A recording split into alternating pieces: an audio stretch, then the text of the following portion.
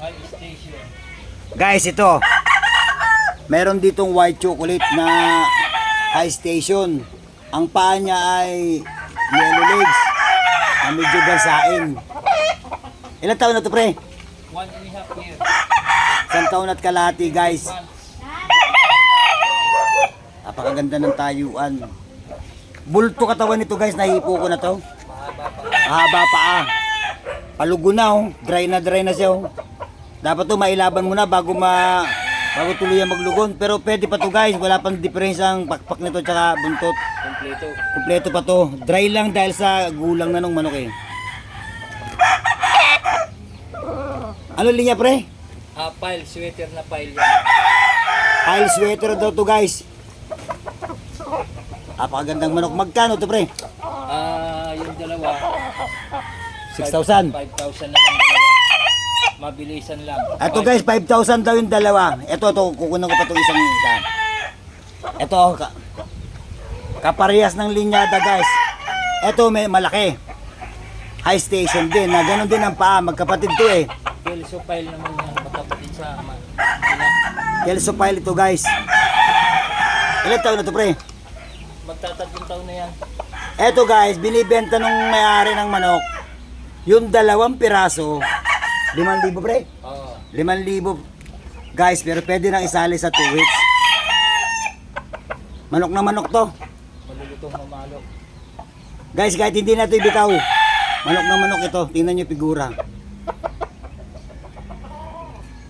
Sagad sa gulang. Sagad sa gulang, 3 years old eh.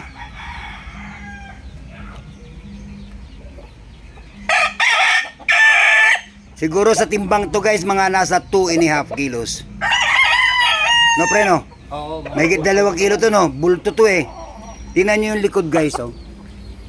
Balikatan. Ang gandang manok nito, guys. Dry na rin ang balahibo, palugo na, kaya... Pero yung figura, ay open air. Ay, hindi kala ko open air eh. Red eyes pa rin. Oh, red eyes. Ito magaganda sa manok, pre, yung mga matay pula. Matibay ito sa basaan. Patayin natin pa rin dito sa ano ha. Sige, patayin mo, pre. Ayan sila, guys, oh. Yan ang tindigan ng manok, oh. Yan. Kukunan ko ng magandang angle, guys, para makuha nyo yung ano ng manok figura. Ito, oh. High station na mga, ano to, pre, mga 1.5 kilos, no? Oo. 17 months. 17 months, pero mga bulto katawan nito, guys. Red eyes. Poging-pogi. Ay, pogi talaga to. Manok na manok ito. Oo. Ayan, guys, 2.5 ang isa nito, yung 2 pirasong manok. Binibenta ng may-ari sa halagang 2,000. 5K. Ay, 5,000 pala, guys, 5K yung dalawa. 2.5 ang isa.